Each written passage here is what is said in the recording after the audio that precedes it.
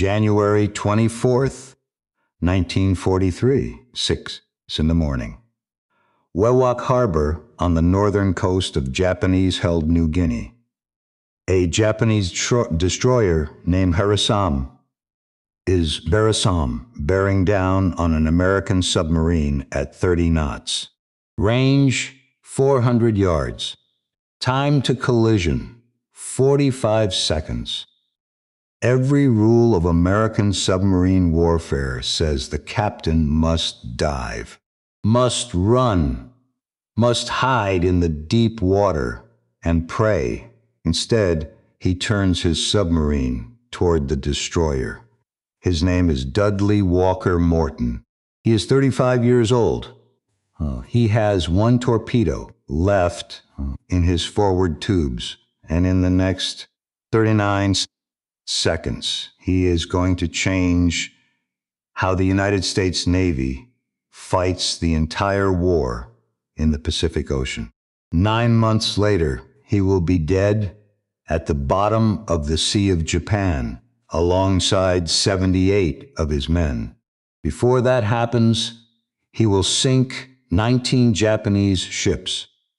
He will earn 4 Navy crosses. He will become the third most successful submarine captain of the entire Second World War. And on one afternoon in the tropical sunlight, he will commit an act so terrible that the United States Navy will refuse forever to give him the Medal of Honor he otherwise would have earned.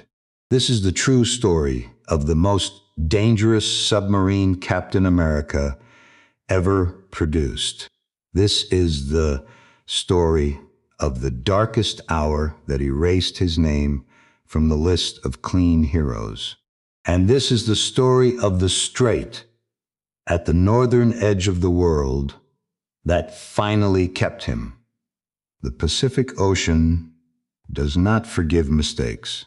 It swallows submarines whole and leaves nothing behind. No bodies, no wreckage, no answers. Just families waiting for telegrams that never come, and admirals updating casualty lists in silence. By December of 1942, the United States Navy had lost 8 submarines to Japanese destroyers. 8 steel coffins resting on the ocean floor. 640 American submariners dead. And the man who would change everything was still sitting behind a desk in Brisbane, Australia, watching another captain fail. His name was Dudley Walker Morton, 35 years old. Born July 17, 1907, in the small river town of Owensboro, Kentucky. When he was still a boy, his family moved south to Miami, Florida, where he grew up swimming in the warm Atlantic and dreaming of ships. In 1926, he entered the United States Naval Academy at Annapolis. His classmates gave him a nickname that would follow him for the rest of his life, Mushmouth, later shortened to just Mush. They took it from a character in a newspaper comic strip called Moon Mullins, a big-jawed cartoon figure with a mouth that never seemed to close. Morton had the same square jaw, the same mouth that ran without a filter, and, according to those who served with him, the same fondness for tall tales, spun long and loud in the wardroom over coffee, that made his shipmates roll their eyes and laugh at the same time. He graduated in 1930. For the next 12 years, he moved from ship to ship, a battleship, a cruiser, an old submarine tender, small commands that led nowhere. By October of 1942, He was 35 years old, married to a woman named Harriet, father to a 3-year-old boy named Douglas and an infant daughter named Edwina, and going nowhere in the Navy. His last command had been the USS R-5, a submarine so old it was used only for training. The war was happening somewhere else. Other men were becoming heroes. Morton was becoming forgotten. Then, in November of 1942, the Navy sent him to Brisbane, Australia, to serve as prospective commanding officer aboard USS Wahoo. A prospective commanding officer was a phantom. He rode along, he watched. He waited for a real command that might never come. The captain of the Wahoo was Lieutenant Commander Marvin Kennedy, 38 years old, red-haired, pale-skinned, called Pinky by the men behind his back, cautious, careful, and by every measurement that mattered in submarine warfare, a failure. Under Kennedy's command, Wahoo had completed 2 war patrols and sunk exactly 1 Japanese ship. 1. In an entire year of war. She was the worst performing submarine in the Pacific Fleet. On the 10th of December, 1942, the Wahoo was returning from her 2nd patrol when her lookouts spotted a Japanese convoy. 2 cargo ships. 1 destroyer escort. The convoy was already damaged. Slow, vulnerable. Kennedy studied the situation through his periscope. He calculated the risks. He weighed the odds. And then he did nothing. He ordered Wahoo to disengage. Morton stood in the conning tower and watched 3 Japanese ships sail away untouched. Beside him stood the executive officer, Lieutenant Richard O'Kane, 32 years old, quiet, intelligent, a submariner who had been waiting his entire career for a captain who would actually fight. Morton and O'Kane said nothing. They didn't have to. Both men knew that when Wahoo returned to Brisbane, one of them was going to file a report, and that report was going to end Marvin Kennedy's career. O'Kane wrote the letter. He sent it up the chain of command. Complaints from executive officers about their captains were almost never acted upon. The Navy protected its captains. It defended its own. But this time, someone in headquarters was listening. Someone had been watching the numbers coming out of Wahoo. Someone knew that Kennedy had to go. On the 31st of December, 1942, in the harbor at Brisbane, Australia, Dudley Morton relieved Marvin Kennedy of command. Kennedy walked off the boat and disappeared from history. Morton walked on. The Wahoo was a Buyō-class submarine, 311 feet long, 1,525 tons on the surface. She carried 24 torpedoes and 71 men.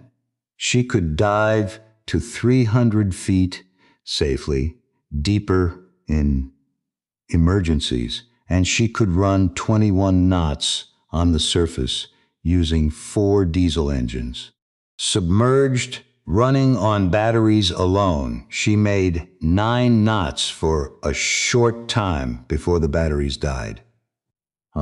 She was one of the most sophisticated war machines America had ever built, and she had been used until now like a schoolyard bully who was afraid to swing. That was going to change. On the 16th of January, 1943, Wahoo was ready to depart Brisbane for her third war patrol. Before she cast off her lines, Morton called every man in the crew topside. 71 sailors stood on the wooden deck in the tropical sun. Morton looked at them. He did not smile. He told them the truth.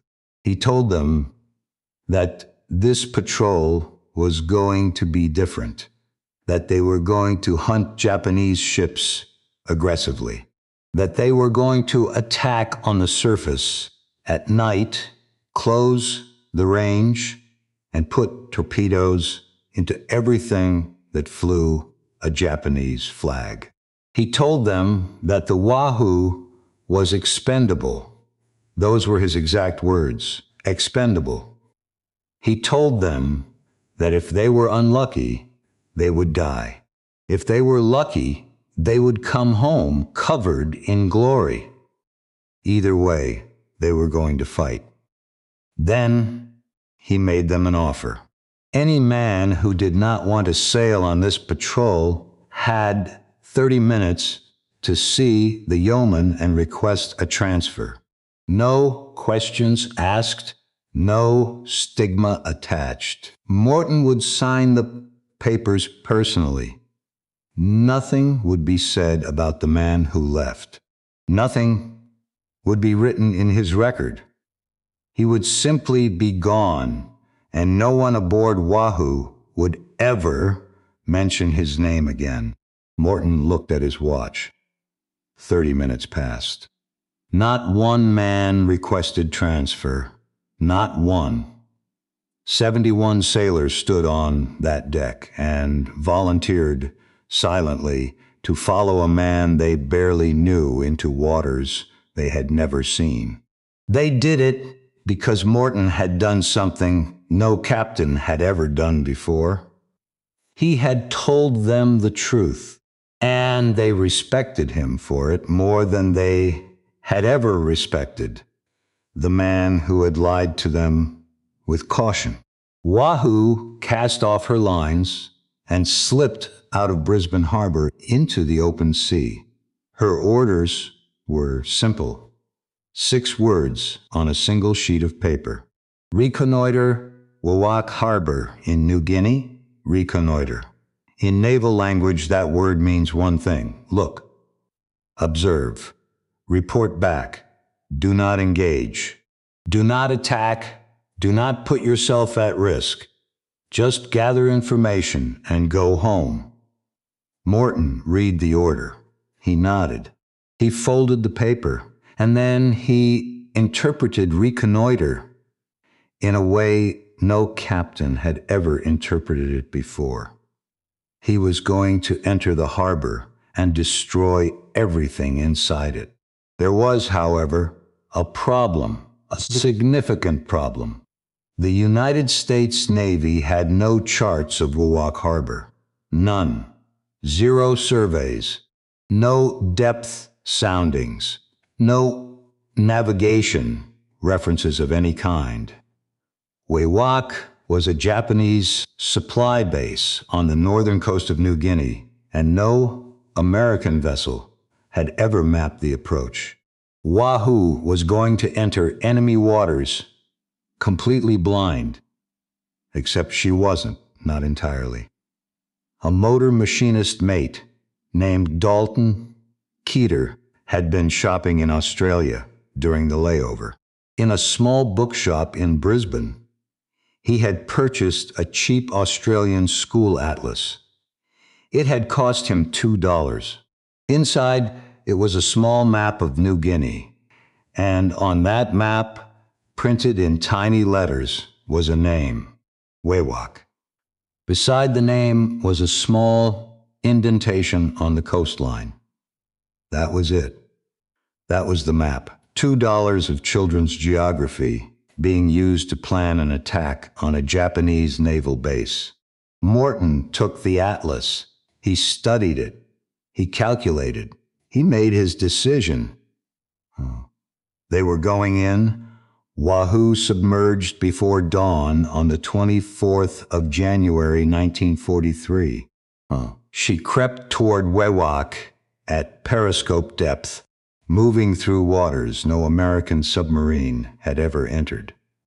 The men in the conning tower held their breath. Morton stood beside the periscope, but he did not look through it. He had already made a decision that violated every rule of American submarine doctrine. He was not going to man the attack periscope himself.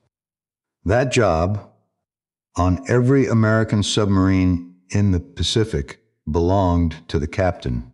Always. It was the most important position during an attack. The captain looked.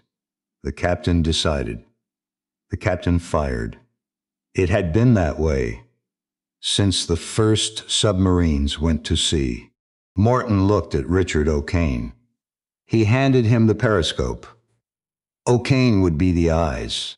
Morton would be the brain. O'Kane would look and describe. Morton would analyze and command. It was a partnership no one had ever tried. It was, according to every senior officer in the Pacific Fleet, insane. It would also, over the next 9 months, become the deadliest hunter-killer team in the history of American submarine warfare. At 6 a.m, O'Kane's voice broke the silence in the conning tower. Destroyer, anchored between 2 submarines, range 1,200 yards. The destroyer was Harusame, 1,685 tons of Japanese steel, 4 5-inch guns, 8 depth charge racks, built specifically to hunt and kill submarines like Wahoo. She was resting at anchor beside 2 smaller Japanese submarines, and she had no idea that a predator had just entered her sanctuary. Morton did the math in his head. 1,200 yards was a long shot for a submerged torpedo attack. Standard doctrine called for firing at 800 yards or closer. But Harusame's engines were already turning over. She was preparing to get underway. Morton could not wait. He gave the order. 3 torpedoes leapt out of Wahoo's forward tubes. They ran hot and true, cutting silver wakes through the tropical water toward Harusame's hull. All 3 missed. The torpedo wakes reached Harusame before the torpedoes did. Japanese lookouts on her bridge saw the streaks of white foam pointing directly at their ship. They screamed warnings. Harusame's captain gave the emergency order. Her engines roared. She began to turn. The 3 American torpedoes passed harmlessly astern. And now Harusame knew exactly where Wahoo was. The destroyer swung her bow toward the periscope wake. Her engines came up to full power, 30 knots. She began to accelerate toward Wahoo's position like a shark that had just smelled blood in the water. Every man in Wahoo's conning tower knew what was coming.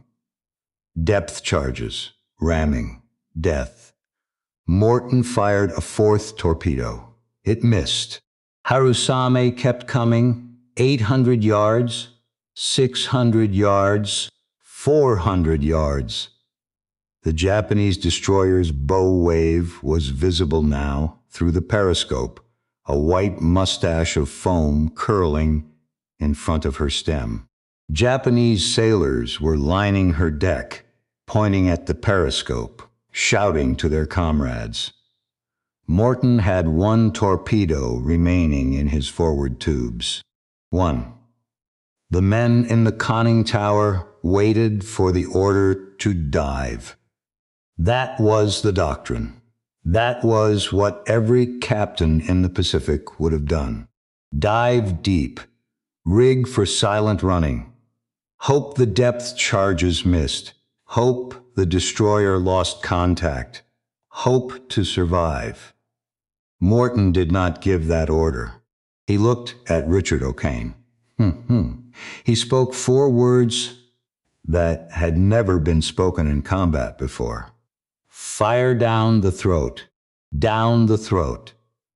The theoretical shot every submarine officer in the Navy knew about, and no one had ever attempted.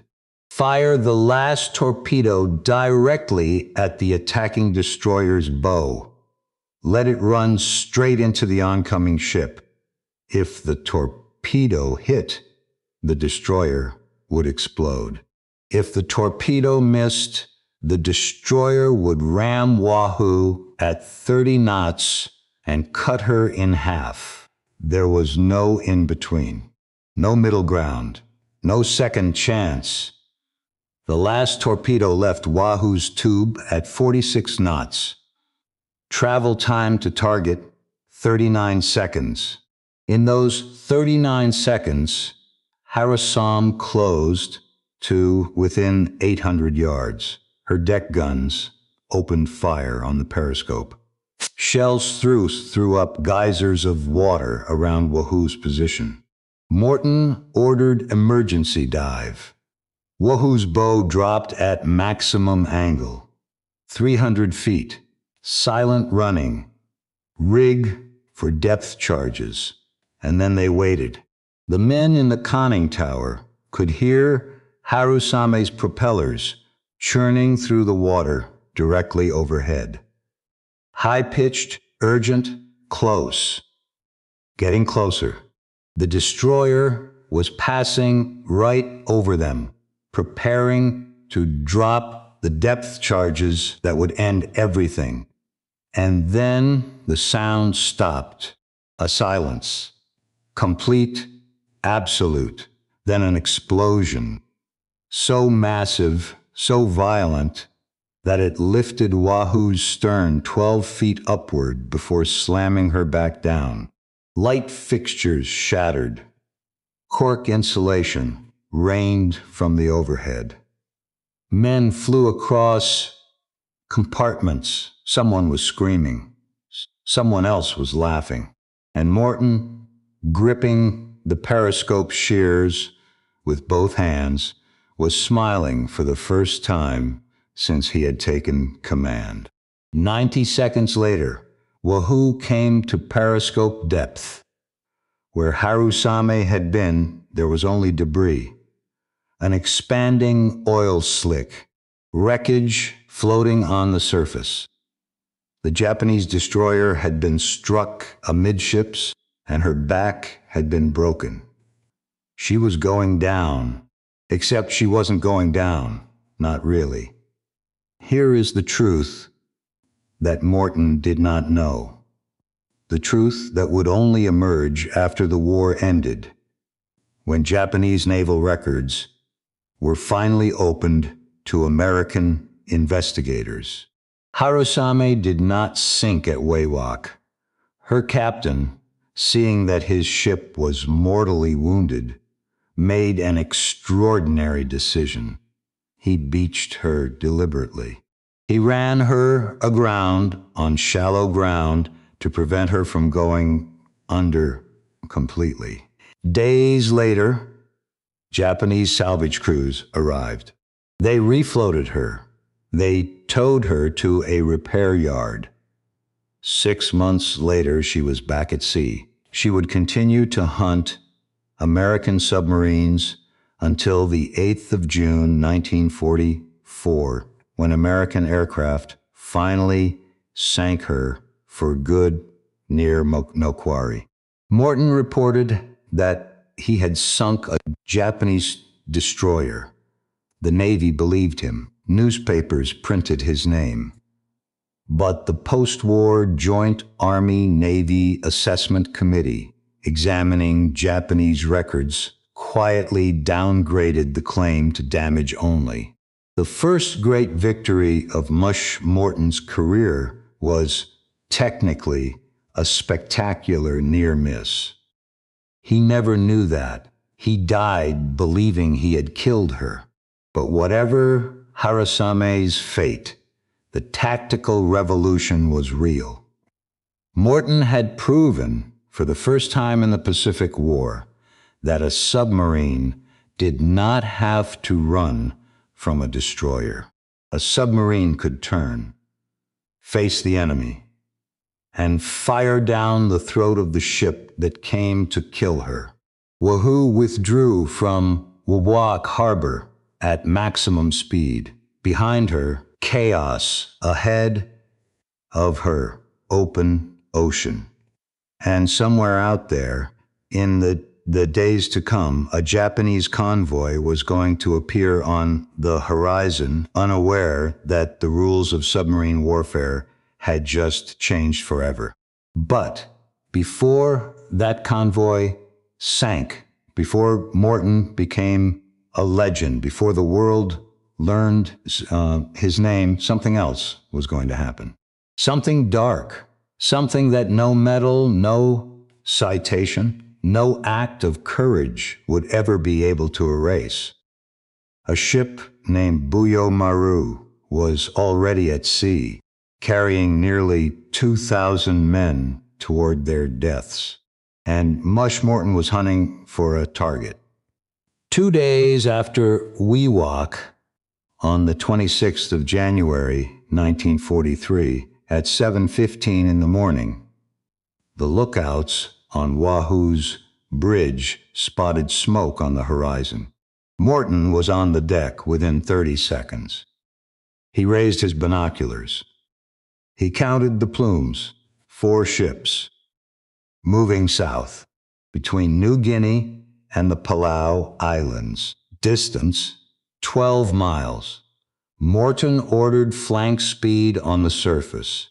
Wahoo's 4 diesel engines roared to full power. Black smoke poured from her exhausts. She began to close the distance at 20 knots, driving through the Pacific swells with her bow, slicing white foam into the sunlight. For 6 hours she chased. Morton did not leave the bridge. He drank coffee. He studied the target through his binoculars. He calculated the angles. The convoy was carrying men. That was clear from the size of the ships. 2 cargo vessels, 1 tanker, and 1 large transport riding high in the water, painted gray, moving at 8 knots in a lazy zigzag pattern. Her name, though Morton did not know it yet, was Maru. 5,447 tons, loaded with men of the 26th Field Ordnance Depot of the Imperial Japanese Army.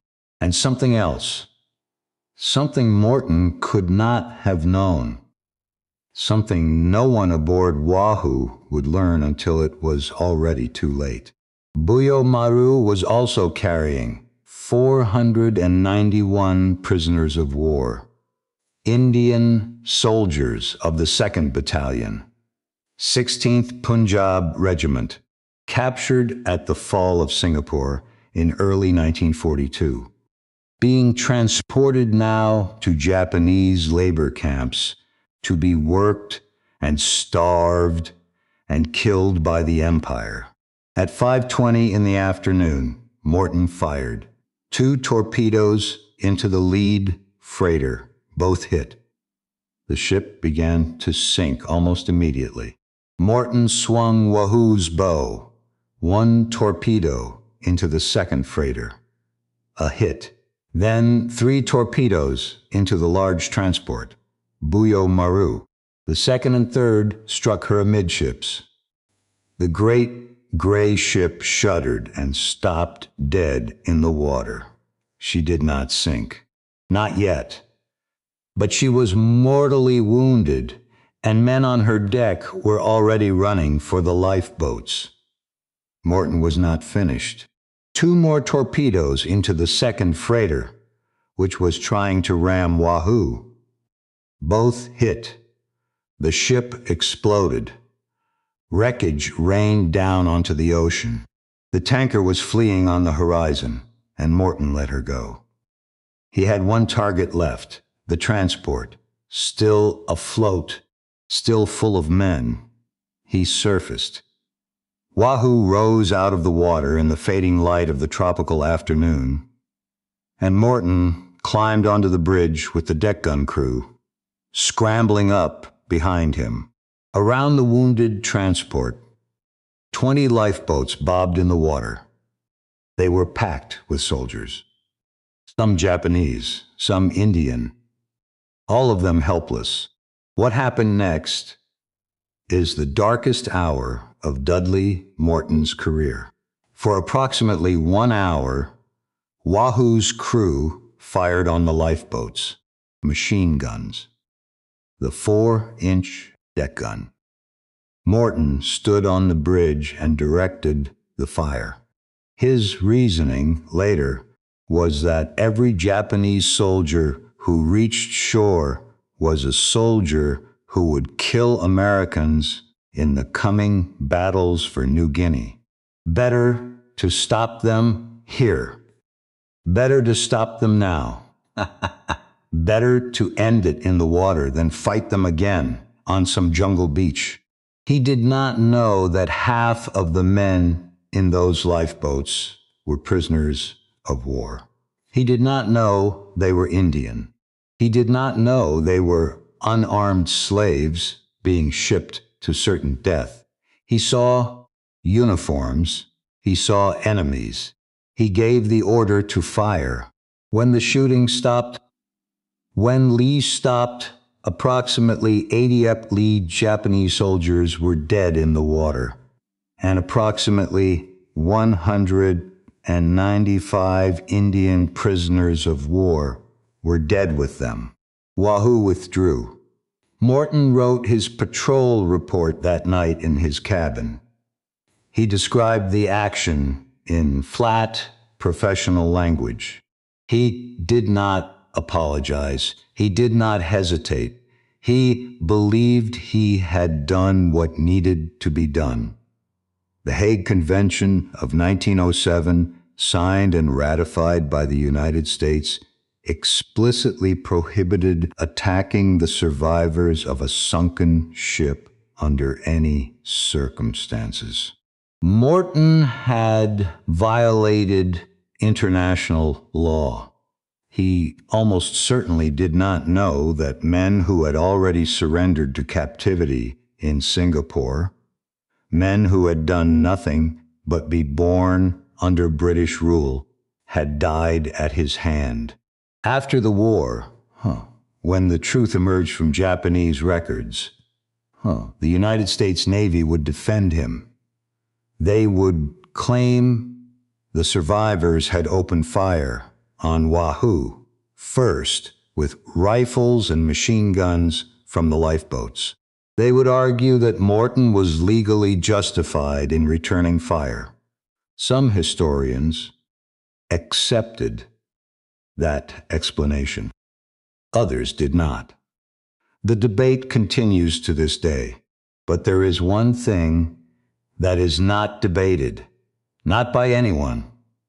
What happened in those lifeboats on the 26th of January, 1943, would follow Dudley Morton to the bottom of the sea. And it would keep following him long after he was gone. The consequences of that 1 hour of shooting would decide, years later, which medals America would place on his chest and which medals America would refuse to place there. We will return to that reckoning at the end of this story. On the 7th of February, 1943, Wahoo returned to Pearl Harbor. Morton had lashed a straw broom to her periscope shears, a clean sweep. From her signal, halyard fluttered small Japanese flags, one for each ship her crew claimed to have sunk on this patrol.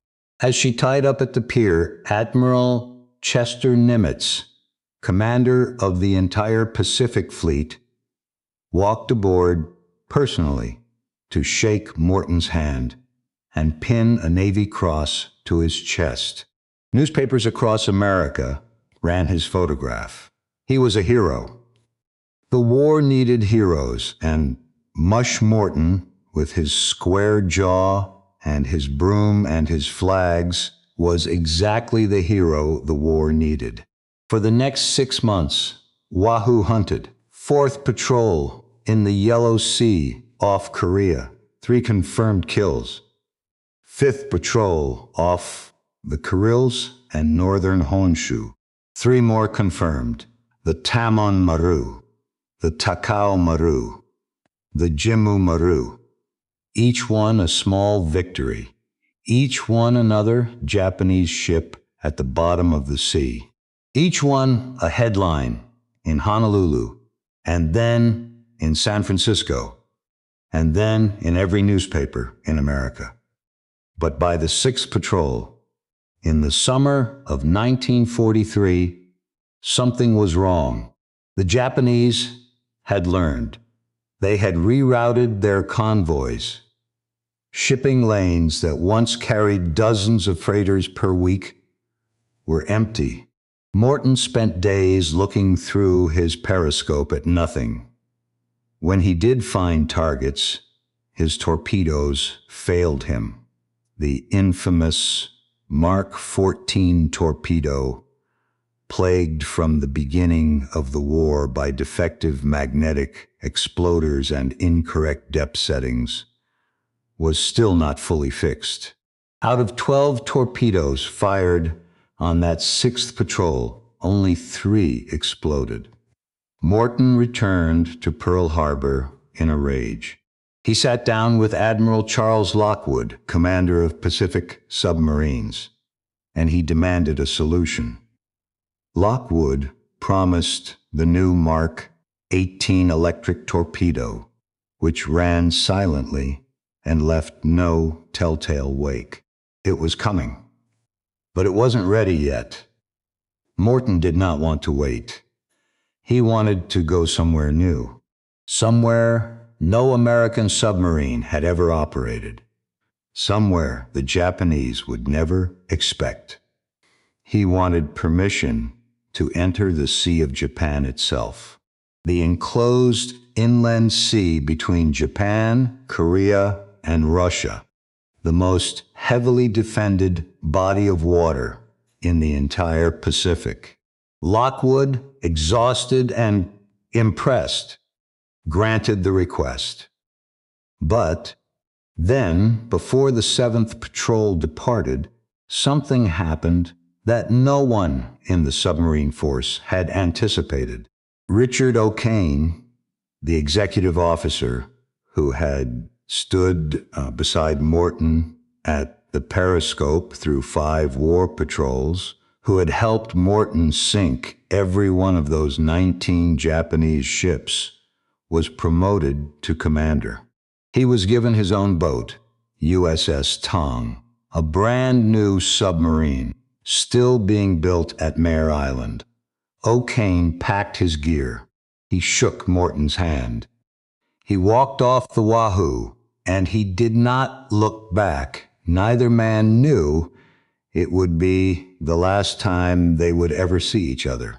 In the years to come, O'Kane would take everything he had learned from Morton and become the highest scoring American submarine commander of the entire Second World War.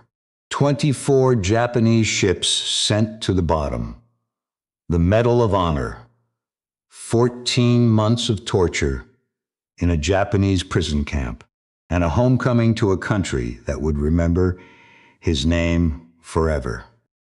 But on the 9th of September 1943, when Wahoo left Pearl Harbor for her 7th war patrol, Richard O'Kane was not aboard.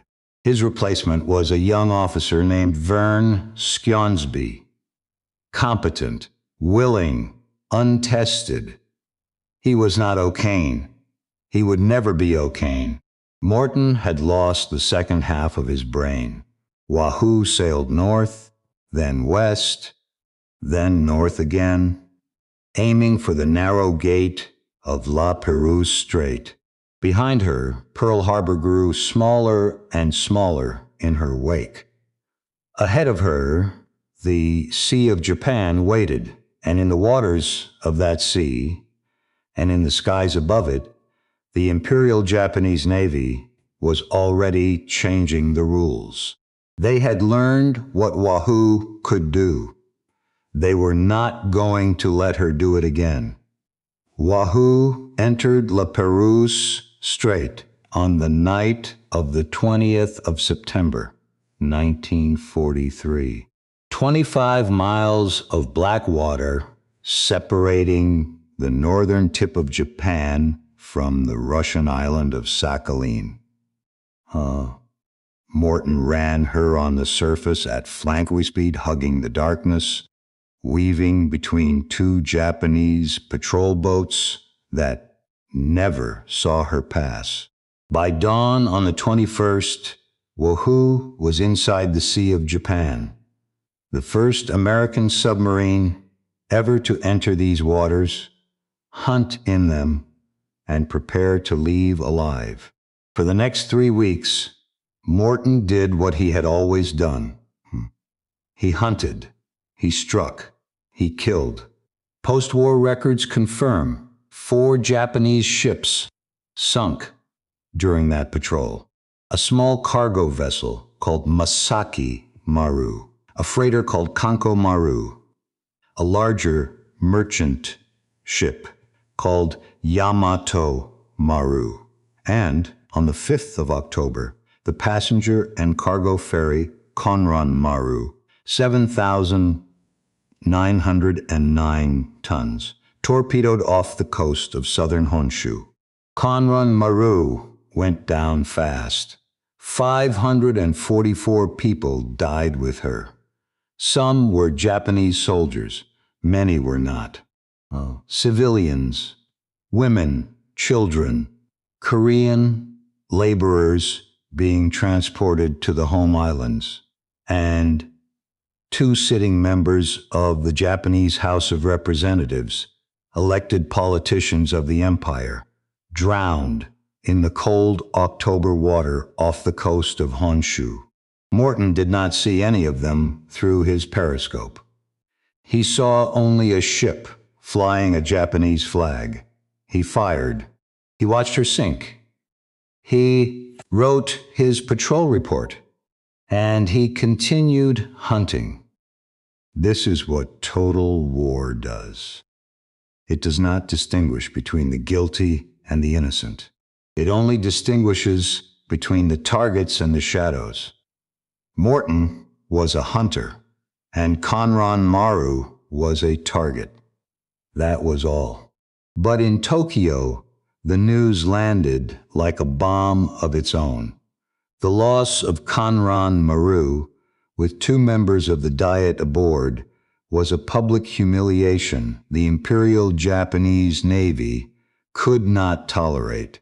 The sinking was announced in the Japanese press. Editorials demanded revenge, and the Navy launched a massive coordinated hunt for the American submarine that had done this.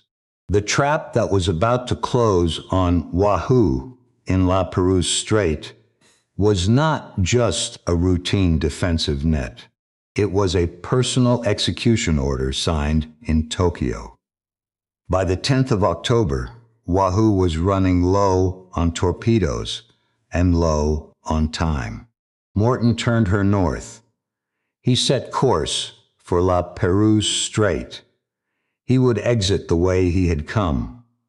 Surface transit at night. Speed in darkness. He had done it before. He could do it again. But Morton did not know what had changed. After the sinking of Konran Maru, and the loss of the 2 members of the Diet. The Imperial Japanese Navy had reinforced La Perouse Strait beyond anything the Americans had ever seen. More patrol boats, more aircraft, shore batteries manned around the clock.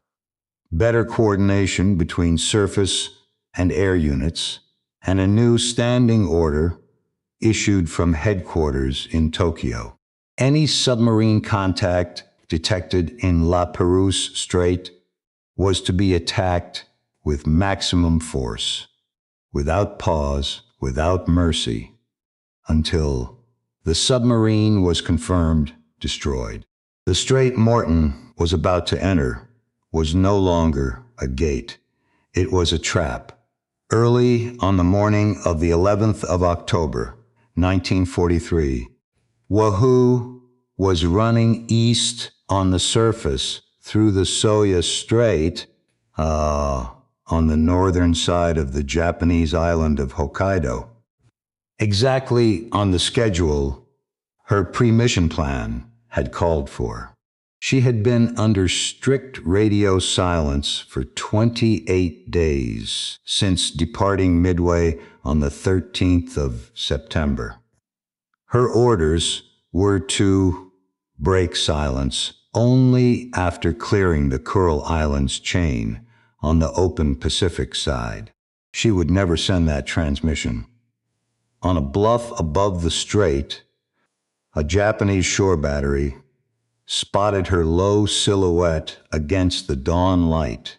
The gunners loaded and fired. Shells fell around Wahoo in tall white columns of water.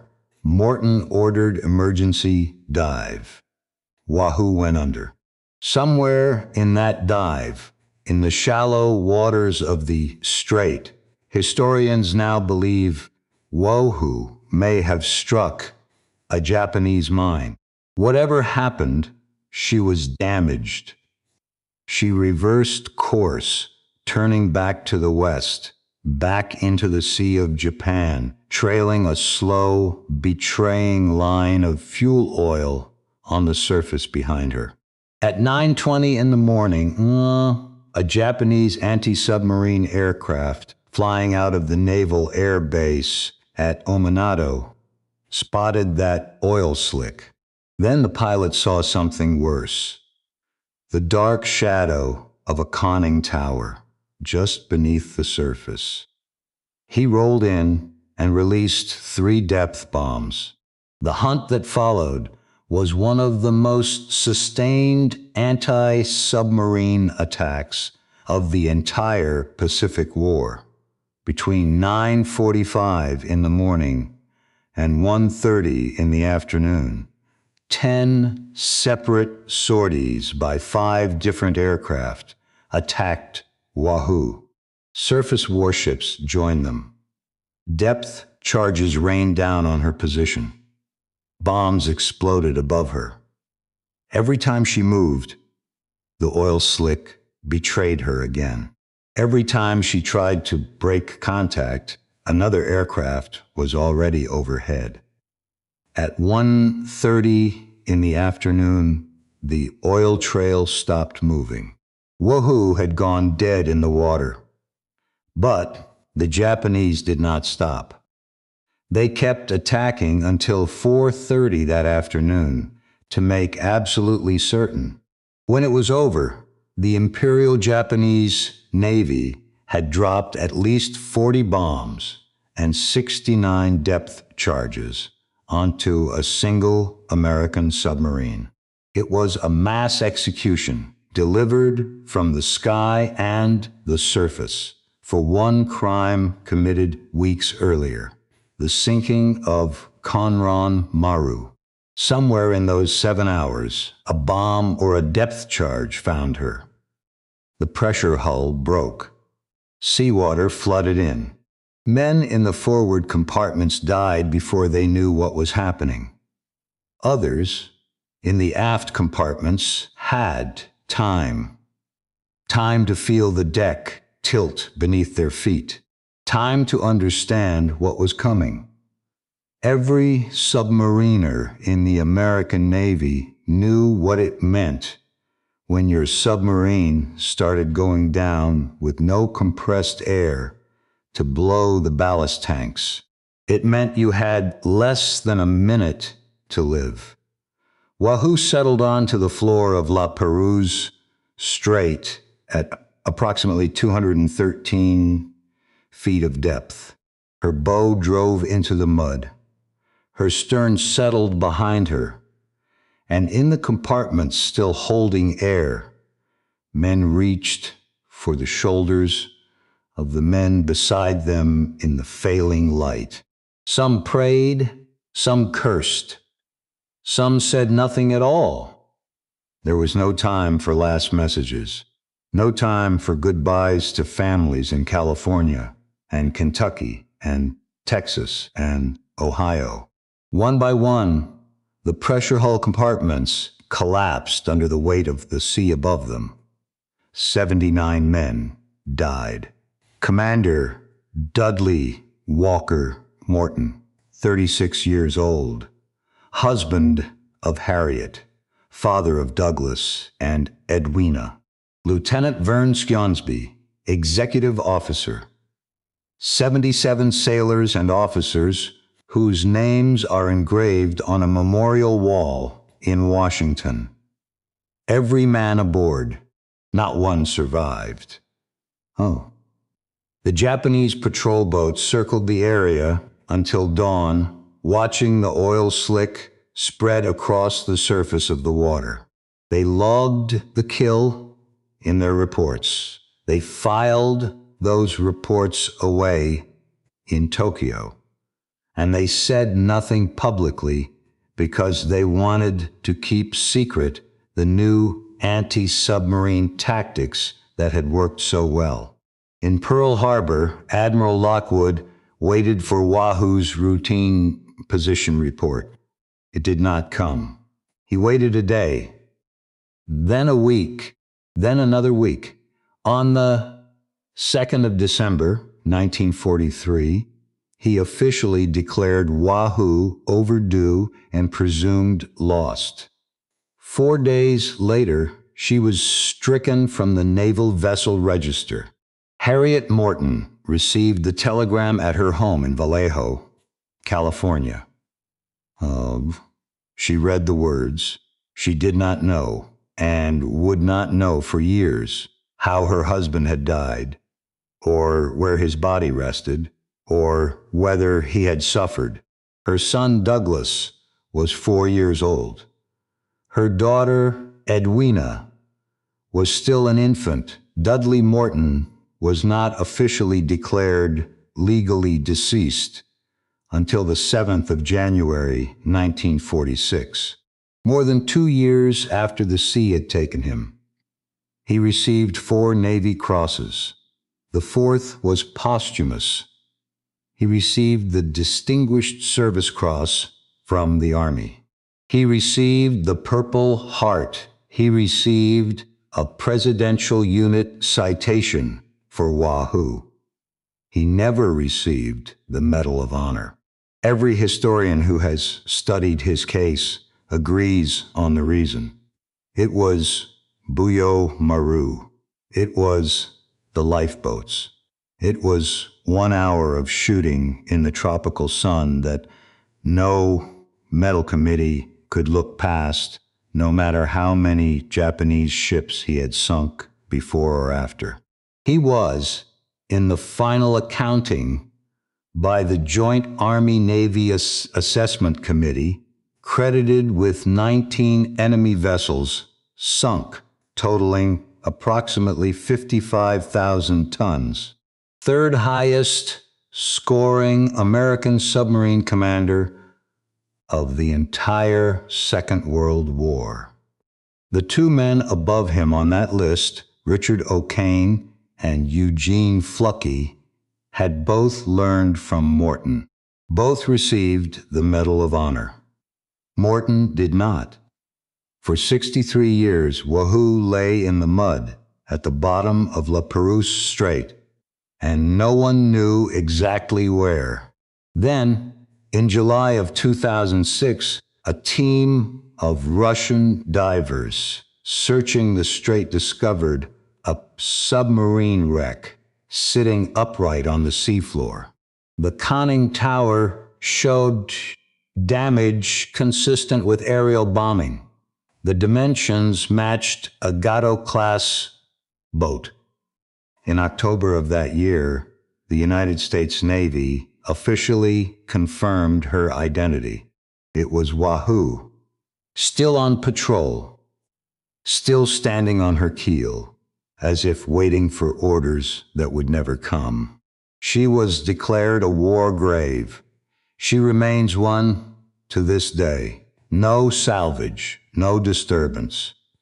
Just 79 men resting where they fell, 63 years silent, and now known. Mush Morton taught the American submarine force how to hunt. He proved that a submarine did not have to run from a destroyer. He showed his brothers how to charge into an enemy harbor with a $2 atlas and come back alive. His tactics shortened the war in the Pacific. They saved American lives. They broke the back of Japanese merchant shipping. Every submariner who came after him owed him something. But war does not produce clean heroes. It produces men, and men are complicated. Morton was brave and reckless, brilliant and cruel. He killed enemies who deserved killing, and he killed prisoners of war who did not. And he never lived long enough to know the difference or to answer for it. He rests now beneath the cold water of La Perouse Strait, in the boat he made famous, in the sea that finally kept him. 79 men, one captain. One story that America should never forget, because remembering the whole truth about men like Dudley Morton is the only way to understand what war really is and what it really costs. Not just the enemy dead, not just the innocent dead, but the souls of the men we send to fight for us, and the medals we do not give them, and the silence they carry with them all the way down to the bottom of the sea.